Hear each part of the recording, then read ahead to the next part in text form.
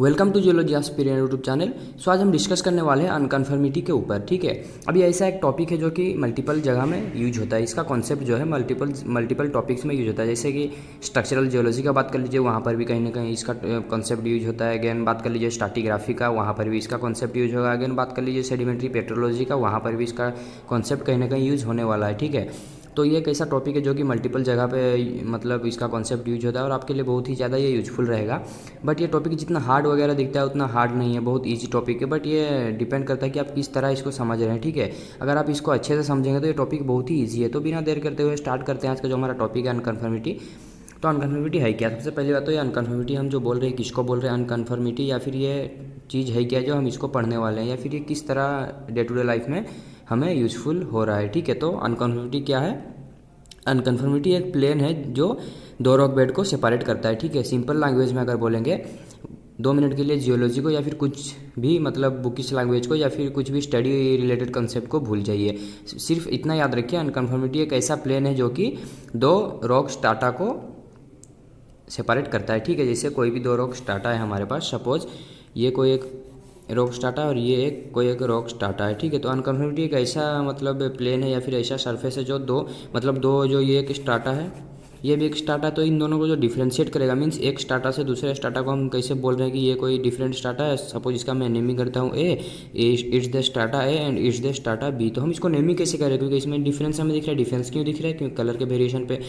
ठीक है, but in some cases अगर आपको कलर का वेरिएशन भी नहीं दिखता है तो इसको डिफरेंशिएट हम कैसे करेंगे? एक यहाँ पर एक प्लेन रहता है। ठीक है, ये जो प्लेन है, इसी प्लेन को कहीं ना कहीं हम बोल रहे हैं प्लेन ऑफ डिसकंटिन्यूटी, या फिर इसी को ही हम बोल रहे हैं अनकन्फर्मिटी। तो आई होप अभी आपको समझ में आ चुका होगा अनकन्फर्मिटी है क्या। तो अब देखते हैं इसका डेफिनेशन की ओर। Un unconformity is a plane of discontinuity. Unconformity क्या है? एक प्लेन है डिसकंटिन्यूटी का। अब डिसकंटिन्यूटी किसको बोलते हैं?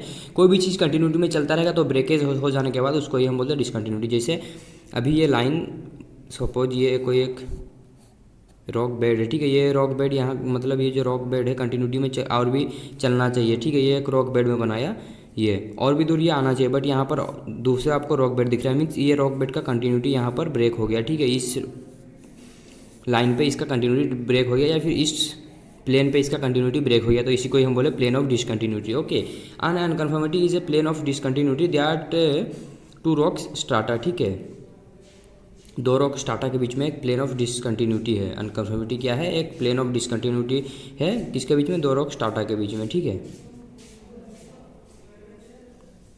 और नेक्स्ट पॉइंट इसका देखते हैं। Unconformity are found when there is break of sedimentation. जब भी सेडिमेंटेशन का ब्रेक होता है या फिर सेडिमेंटेशन स्टॉप हो जाता है, this create a gap in geological record. तो यहाँ पर होता है कि जैसे कोई भी सेडिमेंट्री रॉक यहाँ पर मतलब सेडिमेंट्री रॉक कब बनता है? ऑब्वियसली जब भी सेडिमेंटेशन होता है। सेडिमेंटेशन कब होगा? जब वेदरिंग और इरोजन होता है। वेदरिंग इरोजन होने के बाद कहीं ना कहीं वो आके डिपॉजिट होता है लोअर एलिवेशन पोर्शन पे। तो सपोज ये एक मेरा बेसिन है, यहाँ पर आके कुछ सेडिमेंट्स डिपॉजिट हो गया है। ठीक है, कुछ सेडिमेंट्स यहाँ पर आके डिपॉजिट हो गए हैं, बट यहाँ पर अभी सपोज ये कोई सेडिमेंट्स आके डिपॉजिट हो गए, बट अभी यहाँ पर और बहुत ईयर तक यहाँ पर डिपॉजिट नहीं हुआ है। ठीक है, डिपॉजिट नहीं हुए, फिर कुछ ईयर के बाद मतलब समझ लीजिए यहाँ पर फॉर एग्जांपल 20 ईयर के बाद फिर अगेन कोई एक स्टाटा डिपॉजिट हुआ है। ठीक है, कोई 20 ईयर के बाद। ठीक है, ये जो स्टाटा यहाँ पर और एक भी दिख रहा है आपको, ये स्टाटा 20 ईयर के बाद डिपॉजिट हुआ इसका। ठीक है, तो यहाँ पर क्या हुआ?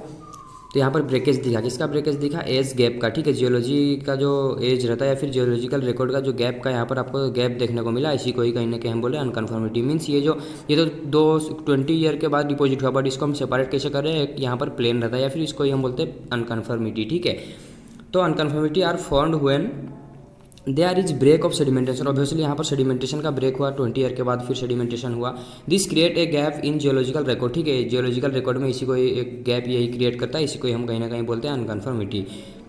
और भी इजी लैंग्वेज में उसका देखते हैं डेफिनेशन।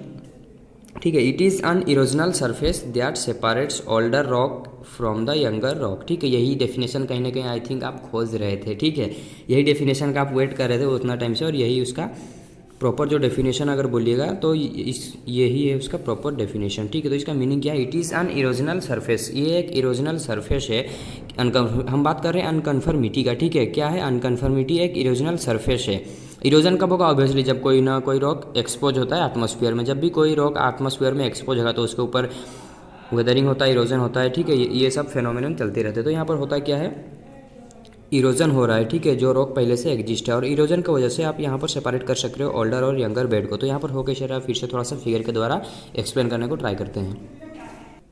तो यहाँ पर बोला क्या जा रहा है, it is an erosional surface that separates rock older rock from younger rock. तो यहाँ पर ओल्डर और यंगर रॉक का बात आ रहा है, मीन्स यहाँ पर सेपरेशन का बात आ रहा है। यहाँ पर हम डिफ्रेंशिएट कर रहे हैं, ठीक है, दो बेड को, ठीक है, यहाँ पर दो बेड को हम डिफ्रेंशिएट कर रहे हैं, या फिर यंगर और एल्डर का बात कर रहे हैं, यंगर और ओल्डर बेड का बात कर रहे हैं, ठीक है, या फिर दो डिफरेंट बेड्स का बात कर रहे हैं। जब भी दो डिफरेंट बेड्स का बात आएगा तो यहाँ पर हम एज का ऑब्वियसली बात करते हैं। तो यहाँ पर होता है क्या है, सपोज कोई भी एक रॉक बेड बन गया, ड्यू टू सेडिमेंटेशन ये रॉक बेड बन गया, बट यहाँ पर अभी सेडिमेंटेशन बहुत ईयर के लिए नहीं हो रहा। जैसे अभी मैंने आपको एग्जांपल दिया था 20 ईयर के लिए सेडिमेंटेशन नहीं हो रहा था वहाँ पर। 20 ईयर के लिए सेडिमेंटेशन अगर नहीं हो रहा था तो वहाँ पर क्या होगा, ऑब्वियसली वहाँ पर नेचुरल जो फेनोमेनन वहाँ पर एक्ट करेंगे। नेचुरल फेनोमेनन बोलने से यहाँ पर कहीं ना कहीं ये एटमॉस्फेयर पे मतलब एक्सपोज है, तो यहाँ पर वेदरिंग एक्ट करेगा, इरोजन एक्ट करेगा। तो यहाँ पर क्या होगा, जब यहाँ पर और फर्दर सेडिमेंटेशन नहीं होगा कुछ टाइम के लिए, तो ये क्या कर जाएगा, टाइम के साथ यहाँ पर कहीं ना कहीं आपको ये इरोड होने को देखने को मिलेगा, ठीक है, ये इरोड हो गया, ये तो इरोड हो गया, फिर मतलब कुछ ईयर के बाद यहाँ पर फिर सेडिमेंटेशन हो गया, ठीक है, यहाँ पर फिर सेडिमेंटेशन हुआ। इसी तरह फिर यहाँ पर भी कहीं ना कहीं कुछ ईयर के बाद इरोजन होगा, फिर सेडिमेंटेशन होगा, ठीक है, डिपेंड करता है कितना अमाउंट का सेडिमेंट आ रहा है या फिर डिपॉजिट हो रहा है, ठीक है। तो यहाँ पर एक टाइम इंटरवल हो गया, टाइम इंटरवल होने की वजह से यहाँ पर देखिए एक इरोजन देखने को मिला, अंडुलेशन देखने को मिला, इरेगुलरिटी देखने को मिला, किसमें, प्रीवियस जो भी रॉक बेड था जो पहले से डिपॉजिट था। तो यही जो इरोजन है या फिर अंडुलेशन है, यही सेपरेट क्या कर रहा है, ये सेपरेट कर रहा है कि ये नीचे वाला जो है ओल्डर है, और कहीं ना कहीं टाइम के साथ ये इरोड हो गया, फिर उसके ऊपर और एक यंगर बेड डिपॉजिट हुआ। तो ये यही जो इरोजन सरफेस है या फिर जो अंडुलेशन आपको दिख रहा है या फिर इरेगुलरिटी दिख रहा है, इसी को ही हम बोल रहे हैं अनकन्फर्मिटी। तभी आई होप आपका क्लियर हो गया होगा अनकन्फर्मिटी है क्या। It is an erosional surface, ठीक है, देखिए ऑब्वियसली एक इरोजनल सरफेस। अब इरोजन क्यों होगा, क्योंकि बहुत टाइम के लिए अगर कोई भी रॉक बेड एक्सपोज होता है एटमॉस्फेयर पे, तो ऑब्वियसली वहाँ पर इरोजन एक्ट करना ही करना है, ठीक है। और ये इरोजन के यही इरोजन आपको बता रहा है कि नीचे वाला जो रॉक बेड था पहले बना, उसके बाद उसके ऊपर फिर और रॉक बेड डिपॉजिट हुआ। तो यहाँ से पता क्या चला, नीचे वाला ओल्डर है, यहाँ पर यंगर है, यही को कहीं ना कहीं हम बोल रहे हैं अनकन्फर्मिटी, और ये सेटिस्फाई भी कर रहा है अनकन्फर्मिटी का डेफिनेशन, ओके। और बाकी सब भी अनकन्फर्मिटी का डेफिनेशन ऑब्वियसली है, ठीक है। तब उसका अब हम तो बोल दिया अनकन्फर्मिटी, बट अनकन्फर्मिटी जो हम बोल दिया अब यूँ ही ये नहीं बन जाता, इसका भी कोई एक स्टेज है, ठीक है। कुछ स्टेजेस के द्वारा आपको अनकन्फर्मिटी नेचर में बनने को देखने को मिलेगा। मीन्स हम रेंडमली नहीं बोल सकते हैं हाँ 2 दिन में या फिर कुछ दिन में अनकन्फर्मिटी बन गया। अनकन्फर्मिटी बनने के लिए भी बहुत टाइम इंटरवल लगता है, बहुत ईयर लगते हैं, और ये डायरेक्टली एक बार में नहीं बन जाता, ये इसका भी कुछ स्टेज है, स्टेज के द्वारा ये बनता है। मीन्स एक बार में ही कोई अनकन्फर्मिटी नहीं बनेगा, कुछ स्टेजेस के द्वारा ये पास करता है, उसी स्टेजेस के द्वारा आपको अनकन्फर्मिटी बनते हुए देखने को मिलेगा। तब वो आप स्टेजेस क्या है डिस्कस करते हैं 1 बाय 1, वो किस किस स्टेजेस के द्वारा रॉक बेड जाता है, तो उसके वजह से आपको रॉक बेड में अनकन्फर्मिटी देखने को मिलता है। तो सबसे पहला जो स्टेज है the formation of older rock. Obviously जब भी ओल्डर रॉक बनेगा तभी तो हम उसको मतलब सेपरेट कर सकते हैं कौन रॉक ओल्डर है कौन यंगर है, तो उसी की वजह से आपको देखने को मिलेगा अनकन्फर्मिटी। तो यहाँ पर हो क्या रहा है, पहला स्टेज जो हम देख रहे हैं, यहाँ पर कोई रॉक एक बेड एक तो बन गया, ठीक है। देखिए हम फिगर के द्वारा यही स्टेजेस को भी एक्सप्लेन करने को ट्राई करेंगे। The formation of older rock form हो गया, ठीक है। अब यहाँ पर ओल्डर रॉक बन गया, अब यहाँ पर सडनली तो और रॉक मतलब और एक बेड नहीं होगा, ठीक है। सपोज ये और रॉक बेड भी बन गया और एक बन गया और एक रॉक बेड, तो ये तो एक ही रॉक बेड हो गया, मीन्स ये दोनों ओल्डर ही हो गए, ठीक है। अगर टाइम इंटरवल का गैप ज़्यादा नहीं रहा तो ये दोनों को हम क्या बोल सकते हैं, सेम एज के रॉक। तो यहाँ पर हम बात करें डिफरेंट एज के यंगर और ओल्डर रॉक का बात करें, तो जब यंगर कब होगा, जब कुछ ईयर इंटरवल के बाद अगेन सेडिमेंटेशन होगा, मीन्स कुछ ईयर के बाद अगेन सेडिमेंट का लेयर बनेगा या फिर डिपोजिशन होगा, सेडिमेंटेशन होगा, तो उसी को ही हम बोल रहे हैं यंगर, ठीक है। तो यहाँ पर सपोज ये 2 लेयर बन गए, डिपॉजिट हो गए। सपोज ये 2 लेयर फॉर एग्जांपल 2021 में डिपॉजिट हुआ, ठीक है। ये 2 लेयर बन गए, फिर अगेन जो लेयर बनेंगे ऊपर ये सपोज आपको 2019 में हुआ, तो यहाँ पर इंटरवल कितना रहा 70 ईयर का। ये बस एक रैंडमली मैं आपको ये समझाने के लिए एग्जांपल दे रहा हूँ। तो यहाँ पर इंटरवल आपको कितना देखने को मिलेगा 70 ईयर का। 70 ईयर के बाद कोई फिर रॉक बेड यहाँ पर डिपॉजिट होता है, ठीक है। तो इसी को हम बोले the formation of older rock तो बन गया।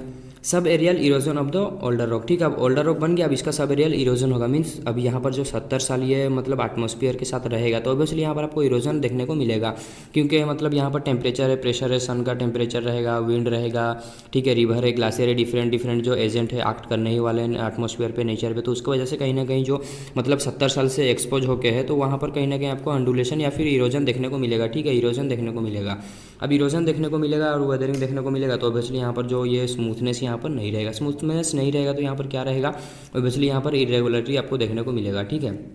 तो सेकंड स्टेज भी यही है, subaerial erosion of the older rock का इरोजन हो गया। Formation of the younger succession, ठीक है, ऑफ बेड्स, ठीक है, यंगर ससेशन बेड्स अब यहाँ पर बनने लगेंगे, मतलब जब इरोजन हो गया 70 साल के बाद, फिर यहाँ पर फिर अगेन सेडिमेंटेशन हो रहा है, फिर सेडिमेंटेशन हो रहा है मीन्स ये कहीं ना कहीं ओल्डर रॉक था, 70 साल के बाद हो रहा है, तो ऑब्वियसली ये अगर ये ओल्डर रहेगा उससे यंगर कौन रहेगा, ऊपर वाला बेड रहेगा, ये रहेगा यंगर। तो यहाँ पर हुआ क्या, formation of younger succession and beds above the surface of erosion. अब जब भी यहाँ पर रॉक डिपॉजिट होगा तो थोड़ी ना अब यहाँ पर ये स्मूथनेस दिखाएगा, क्योंकि 70 साल अगर एटमॉस्फेयर पे एक्सपोज होकर रहता है तो यहाँ पर कहीं ना कहीं आपको देखने को मिलेगा वेदरिंग और इरोजन, तो यहाँ पर ये इरेगुलरिटी दिखाएगा और इसी के ऊपर आपका जो यंगर रॉक बेड्स रहेगा, यंगर ससेशन रहेगा, डिपॉजिट होगा, ठीक है। तो यही है इसका स्टेजेस, ठीक है। तो आई होप आपको समझ में आ गया होगा इसका जो 3 स्टेजेस है। सबसे पहले क्या हो रहा है, ओल्डर रॉक फॉर्म हो रहा है, उसके बाद बहुत दिन के साथ मतलब बहुत दिन तक ये एटमॉस्फेयर में एक्सपोज होकर रह रहा है, तो इसी उसके वजह से यहाँ पर मतलब इरोजन हो रहा है, तो ऑब्वियसली इसी को ही हम बोले सेकंड जो स्टेज है सब एरियल इरोजन, ठीक है। ओल्डर रॉक का सब एरियल इरोजन हुआ, पहला स्टेज क्या था, ओल्डर रॉक बनना, सेकंड क्या स्टेज है, इरोजन होना, ठीक है, और थर्ड स्टेज है वही इरोजन सरफेस के ऊपर और एक रॉक बेड या फिर मल्टीपल रॉक बेड का डिपोजिशन होना। तो यही 3 स्टेज है, इसके द्वारा आपको अनकन्फर्मिटी देखने को मिलता है, और इसी जो इरोजन सरफेस को ही हम बोलते हैं अनकन्फर्मिटी। तो इसका कॉन्सेप्ट बहुत ईजी है, बट इसको बहुत से स्टूडेंट इसको मतलब बहुत हार्ड वगैरह कॉन्सेप्ट समझते हैं, इसीलिए थोड़ा सा प्रॉब्लम होता है। तो आई होप अभी आपको समझ में आ गया होगा। तो अब इसका कुछ टाइप्स है, ठीक है, अनकन्फर्मिटी का भी कुछ अपना एक टाइप्स है, ठीक है, डिपेंड ऑन किसके ऊपर डिपेंड करता है उसका टाइप्स, किस तरह उसका जो भी अभी हमने देखा इरोजनल सरफेस रहेगा, और यहाँ पर मतलब नीचे वाला बेड कितना मतलब किस टाइप का बेड रहेगा, ऊपर वाला किस टाइप का बेड रहेगा, उसका पॉइंट ऑफ व्यू से हमने अनकन्फर्मिटी को क्लासीफाई किया है, मतलब मेनली क्लासीफाई किया 4 टाइप में, ठीक है।